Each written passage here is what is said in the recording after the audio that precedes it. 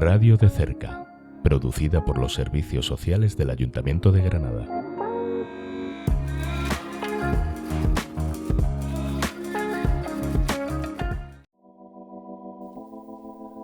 Aquí comienza Salud de Cerca.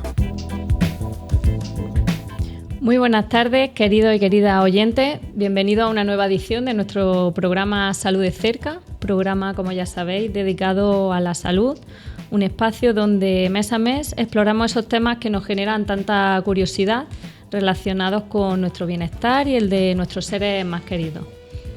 Hoy en día vivimos conectados. El móvil, la tablet, el ordenador forman parte de nuestro día a día, de cómo nos comunicamos, aprendemos y nos relacionamos.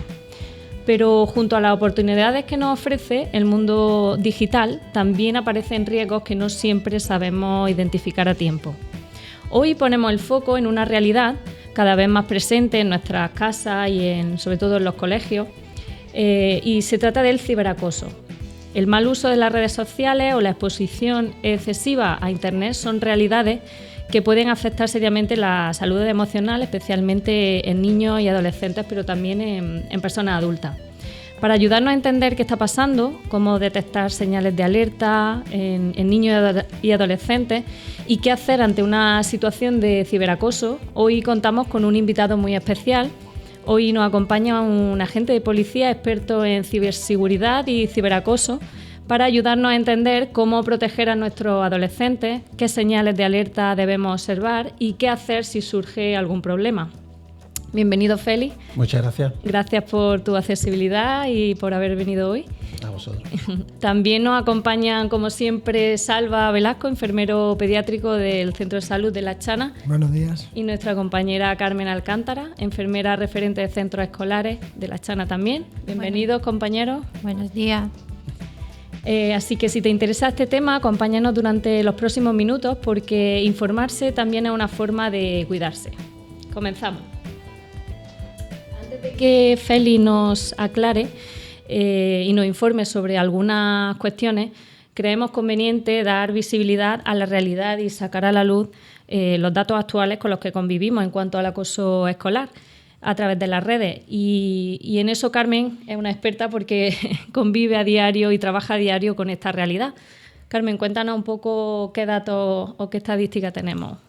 Bueno, algunos de los datos más importantes y relevantes que he podido obtener desde el Observatorio para la Infancia y Adolescencia de Andalucía son datos correspondientes al 2024 y nos dice que un 9,3% de los alumnas entre 11 y 18 años han sufrido acoso escolar, o bien desde el ámbito educativo de manera presencial o por digitalmente. Estos datos también se unen a los facilitados por la Consejería de Educación, que nos dice que entre los cursos 2018-2019 al 2022-2023 se iniciaron 755 protocolos de convivencia escolar en los centros educativos y de ellos 109 estuvieron relacionados con acoso escolar. La Fiscalía abrió en el mismo año 2024 75 expedientes por acoso escolar en nuestra comunidad y algunos de ellos con menores implicados. Y nuestros hospitales andaluces atendieron en 2024 403 tentativas de suicidio en menores de 18 años. Entre ellas, el 69% fueron víctimas de acoso escolar. Datos impactantes que nos van a hacer un poco reflexionar y pensar qué está ocurriendo con nuestra infancia y con nuestra adolescencia. Bueno, entendemos, Carmen, que estas cifras que nos has trasladado, aparte de ser impactantes, pues hablan sobre todo de acoso escolar, ¿no?, en la aula. Y dado el tema de hoy, de ciberacoso, entendemos que las redes sociales están muy implicadas en estas estadísticas, ¿verdad? Por eso hemos hablado que son acoso escolar, no solamente de manera presencial, sino ciberacoso. Por eso nuestro invitado de hoy, Félix, como inspector de policía, policía nada más, yo me he ofendido, pues nos va a explicar pues el tema más importante, que son el uso o abuso de redes sociales y de los sistemas digitales. Feli, desde su experiencia, ¿cuáles son hoy los principales riesgos digitales a los que se enfrentan los adolescentes en su día a día? Bueno, por lo que nosotros vemos, dar las gracias por ofrecernos esta ventana, y lo que nosotros vemos en los centros educativos a los que vamos es que nos encontramos a niños con 12 años, 11 o incluso a veces 9, 10, que ya disponen de un dispositivo electrónico de estos de última generación que valen 1.000 euros, los cuales los Reyes Magos, Papá Noel, mi tita, mi papá, me compra y me lo dan sin enseñarme a utilizarlo. Y ahí está el peligro. Cuando ponemos un dispositivo electrónico en manos de un pequeño que todavía no está desarrollado y le damos una ventana abierta a todo sin ningún tipo de limitación. Entonces estaría bien que cuando le damos un teléfono a un chico le dijésemos lo que se puede, lo que no se puede hacer y los cuidados que hay que tener. Claro, entendemos que igual que le enseñamos a caminar, ¿no? y a desenvolverse con su medio, es importantísimo, ¿no? Darle unas directrices, ¿no? En esta franja de edad que nos has comentado, entendemos que también se amplía o se puede reducir conforme pase el tiempo, ¿no? ¿Hay una edad especialmente vulnerable o en la que sea más importante el uso que hacen de esta tecnología? Es decir, ¿hay una edad en la que haya que tener especial cuidado? Bueno, hay que tener cuidado a todas las edades, pero evidentemente contra más pequeños hay que tener especial cuidado. Nos encontramos casos en los que niños con 6 años disponen de un dispositivo electrónico en la aula y no tienen ningún tipo de control parental. Es un niño que puede acceder a cualquier tipo de contenido. Y eso habría que, si no lo limita la ley, sí que como padres o como tutores legales de un menor estuviéramos encima y controlásemos eso. Claro. Salva, quería preguntarle a Feli. Sí, lo primero, darte muchas gracias por venir a nuestro programa. Y tenía 2 preguntas. Una de ellas, la primera era, ¿hay cambios en el adolescente o niño cuando ellos detectan que tienen un problema con Internet? Es decir, ¿cómo podemos detectarlo? Bueno, nosotros como padres, hablo también como padre, además de como policía, si observamos en nuestro hijo, cada uno pues con las cualidades que tenga su hijo, si vemos un cambio en el comportamiento de que se aísla, de que está más irritable, más irascible, de que se encierra en su habitación o se pone nervioso cuando le decimos que vamos a mirar el dispositivo electrónico del que le hemos dotado, porque se lo hemos regalado en su cumpleaños. Si vemos que se pone nervioso a la hora de que le hacemos esta pregunta, pues deberíamos de ser conscientes de que puede que tenga algún tipo de problema en ese mundo digital. Y, por ejemplo, como padre o como profesional de la enfermería pediátrica que estamos en consulta, tanto Carmen como yo, ¿qué se nos puede pasar por alto en ese sentido? Algo, digamos, como que nos dé como una coletilla que tú nos podrías decir, este es el clip. Hasta aquí podía llegar. Es decir, por ejemplo, yo en consulta cuando le pregunto a una madre, pues mamá, ¿cuánto tiempo tiene David el móvil fin de semana? No, todo el mundo me dice lo mismo. No, 1 hora. Digo, todo el fin de semana 1 hora. Lo que sí que me gustaría que nos dijera a nosotros, a nuestros oyentes, ¿cuál sería la herramienta que yo, como profesional o padres, podríamos utilizar para poner como un límite, decir, hasta aquí ya no es bien? Bueno, hoy en día existen un montón de herramientas para controlar este tipo de conducta, desde las herramientas de control parental, donde tú puedes limitar el uso por tiempo, por contenido, las cuales nosotros recomendamos mucho. Hay gratuitas, las hay que son de pago. Evidentemente, contra más pagamos, pues más restrictivo podemos hacer esa herramienta de control parental. Y bueno, yo me centro mucho desde mi parte como padre, además de profesional, de no el tiempo que esté un niño utilizando la tecnología. Porque no me sirve de nada que yo limite el uso a 1 hora de fin de semana y no tenga el control de qué contenido está consumiendo mi hijo. Porque si mi niño se pega 5 horas al día usando la tecnología, que por otro lado hoy en día está muy instaurada en la sociedad, y me consume un contenido pues de documentales, de matemáticas, no lo sé, y con eso se está formando o se está alimentando de cosas buenas ese chiquillo, y luego se lo limito a 1 hora y resulta que este chiquillo me está accediendo a contenido para adultos o un contenido que sea violento o páginas de juego online o de apuestas, pues muchas veces es más bien limitar el contenido que el tiempo que hagan de uso. Es decir, más la calidad que la cantidad. Correcto. Vale. Porque sí que es cierto que todos nuestros alumnos necesitan del móvil, incluso para tener los deberes, que sería un tema muy interesante a tratar por educación. Carmen. Bueno, pues yo quería que hablásemos también un poco sobre el tema de las redes sociales y la privacidad. Es cierto que vivimos en un mundo digitalizado y que podemos acceder pues a muchas cosas. Dependiendo del uso, como bien ha explicado Félix, pues será más conveniente o menos conveniente. En nuestros tiempos, de algunos de los que estamos aquí, nos enfadábamos con nuestra compañera en clase y luego ella se iba a su casa y yo me iba a la mía. Pero hoy en día esto no ocurre. Al día siguiente volvíamos y seguíamos siendo amigas. Pero, ¿qué pasa hoy en día? Si me enfado con mi compañera, lo voy a escribir en el grupo de WhatsApp. Y se va a enterar la compañera de la clase A.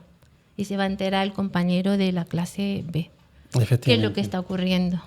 Bueno, pues está ocurriendo que lo que antes se podía considerar una situación de acoso que se daba, como decía antes al principio, de manera física, hoy en día con este elemento que se nos une a la ecuación de vida que tenemos, como es los dispositivos electrónicos, pues pasa a convertirse además de ser una situación de acoso a una situación de ciberacoso.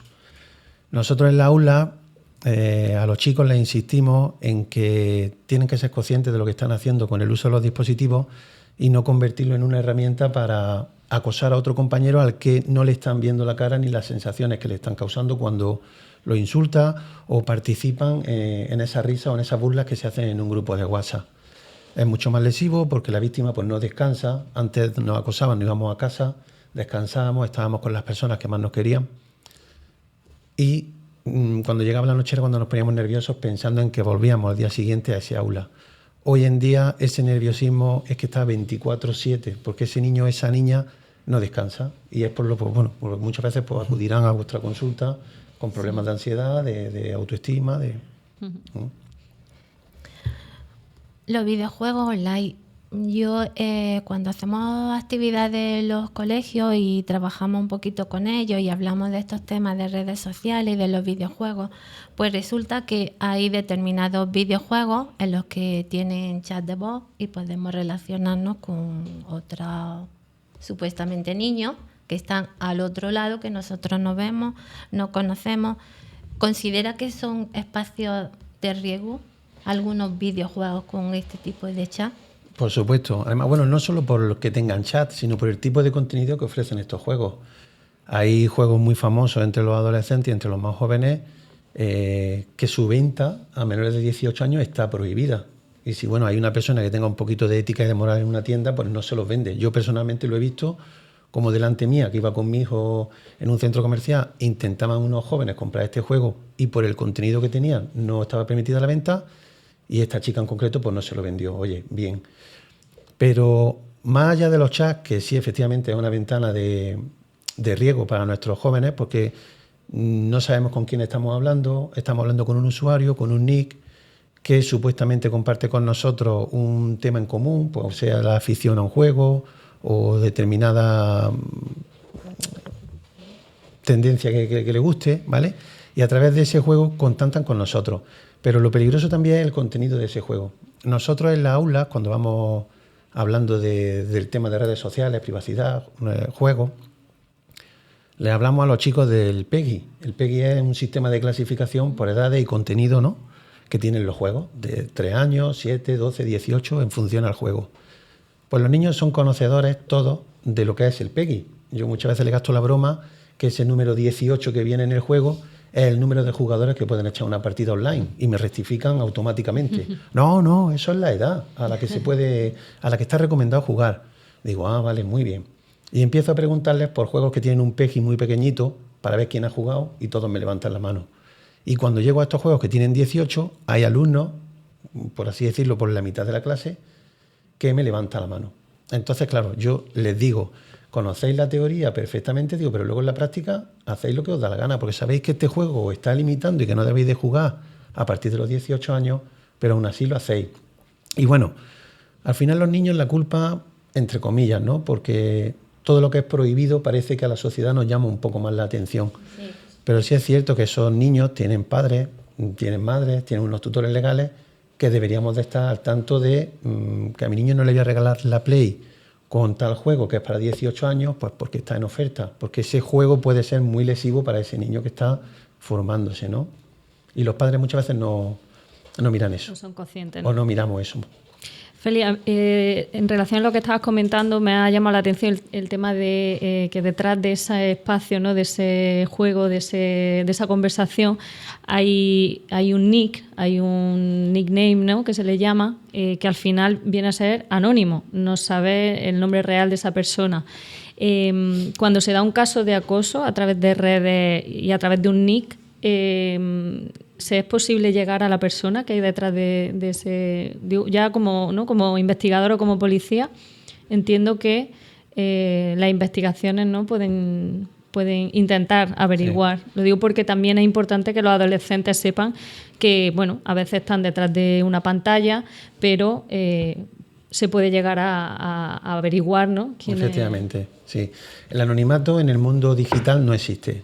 O sea, muchas veces los chicos se creen que están en su casa tranquilos, detrás de una pantalla, se registran con un nick diferente a su nombre y se escudan en eso para insultar o para agredir a otros chicos. Si efectivamente hay una denuncia por un delito de ciberacoso o de grooming, ¿vale? El grupo de delitos tecnológicos de la policía, que son especialistas en esto,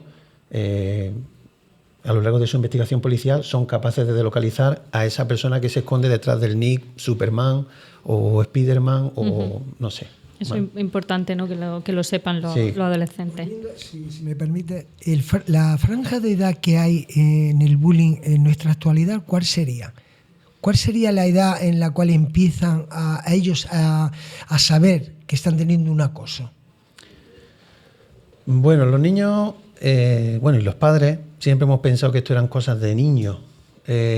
Yo pienso que empezamos a darnos cuenta de que puede ser una situación de acoso en el momento en el que vemos que nosotros a percibirlo a los niños cuando vemos que su estado de ánimo cambia y que su comportamiento no es el habitual y que quiere dejar de ir al cole o incluso va al cole, pero el rendimiento académico que da es más bajo.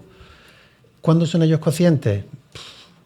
No sabría decir, porque eso va a ir en la percepción de cada niño. Es cierto que muchas veces nosotros insistimos en explicar lo que es acoso y qué no es acoso, porque hay una confusión muy grande cuando vamos a centros educativos de que dos chicos tienen un problema puntual y empiezan, profe, o señor, este me está acosando, que me ha dicho tal insulto.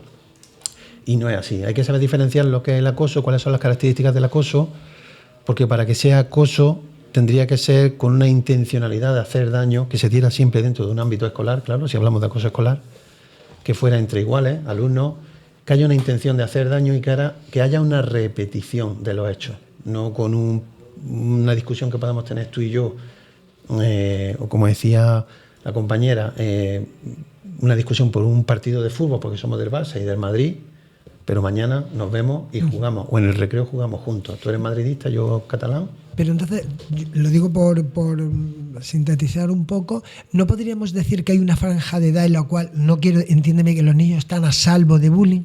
¿No hay una franja que tú me pudieses decir, pues mira, Salva, a partir de los 10 hasta los 14, no? Incluso son menores de esa edad. Bueno, yo entiendo que un niño está expuesto a esa figura del bullying o del acoso en el momento en el que entra en un centro educativo. Si hablamos de acoso y si hablamos de ciberacoso, pues el inicio está desde el momento en el que tiene un dispositivo electrónico y pueden acceder a él a través de este medio. Entonces, marcar una franja, yo diría casi desde que empiezan en un centro educativo hasta que terminan su etapa de estudiante, está expuesto a esa situación de acoso o de ciberacoso. Muchas gracias. Nada. Félix, cuando se produce este problema de ciberacoso, ¿cuáles serían los primeros pasos que tendría que dar esa familia? ¿A a quién tendría que denunciar, cómo tendría que hacerlo, porque ahora se está produciendo también casos que, como tú bien estabas explicando, para considerarlo como un ciberacoso hay una serie de requisitos que se tienen que estudiar y valorar y evaluar al niño o niña que está siendo acosado, a los acosadores, intervenir también la familia. Pero en estos últimos casos que hemos tenido, por desgracia, de las niñas de Sevilla y demás, pues hay como una tendencia, que no sé si será cierto, será solo una percepción, de que las familias, antes de llegar a intervenir de esa forma, haciendo esas valoraciones, comunicándolo a los centros educativos, ya directamente están acudiendo como a poner denuncia en la policía antes de que se haya hecho una valoración más exhaustiva o más arreglada de qué en realidad está ocurriendo. ¿Cuáles serían los primeros pasos que tendrían que dar estas familias? Bueno, los primeros pasos, yo pienso que una situación de acoso, los primeros en detectarlo deberían de ser los propios profesores, porque son los que están en contacto con ellos en el centro educativo. Por nuestra experiencia, lo que vemos es verdad que, como en las situaciones de acoso o de ciberacoso existe esa ley del silencio, donde muchas veces los profesores son los últimos en enterarse, cuando vamos a los centros educativos insistimos en explicar a los chicos que la figura más importante sería el observador, el que ve esa situación y el que con su comportamiento va a permitir o no que esa situación continúe. Si efectivamente estamos en una situación de acoso donde el niño nos manifiesta a la familia pues que no quiere ir al colegio, o vemos que ha bajado el rendimiento y hablamos con él y vemos que efectivamente tiene muestras de un acoso físico o un ciberacoso psíquico, pues lo primero que deberíamos de hacer es acudir al colegio a ver si ellos estaban al tanto de la situación, si hay algún tipo de protocolo abierto por educación, lo han abierto ellos y han dado comunicación a educación. Si es así, pues bueno, estar al tanto de todo lo que hay lo que hay instruido en ese proceso, y efectivamente, bueno, la vía policial es la que hay que tomar una vez que se determine que hay una situación de acoso. Las familias muchas veces, por desconocimiento o pues porque vemos que nuestro hijo está bastante mal y tenemos pruebas evidentes de que están ciberacosando a mi hijo, pues porque han hecho una foto o lo están difundiendo imágenes o comentarios desagradables sobre él en un grupo de WhatsApp, pues vienen a comisaría a denunciar, ¿vale? En caso de lo que acabas de comentar del envío de imágenes, ¿qué es lo primero que se tiene que hacer? Y esa denuncia o esa acusación, ¿sobre quién va a recaer? No te he entendido la pregunta. En caso de que se estén difundiendo imágenes, sí, ¿no? Los adolescentes se hacen una imagen sexting, ¿no? Que hago una foto como las características yo quiera, se la envío a mi amigo o se la envío a mi amiga, y luego esto se está difundiendo, sí, hacia otros alumnos, hacia otros compañeros, hacia otras personas. Sí. En ese caso, si se hace una denuncia, ¿esa denuncia para quién va dirigida? ¿Para la persona que la recibe, la difunde? ¿Para el resto que la visualizan? ¿Si siguen haciendo difusión de ella?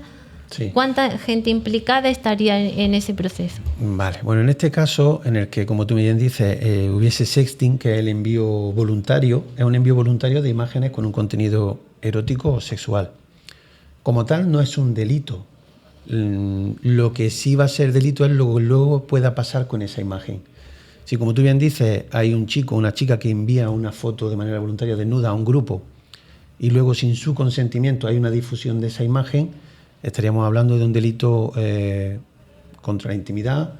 Podríamos estar hablando incluso de distribución de pornografía infantil, si la edad de este chico o de esta chica fuese menor de edad.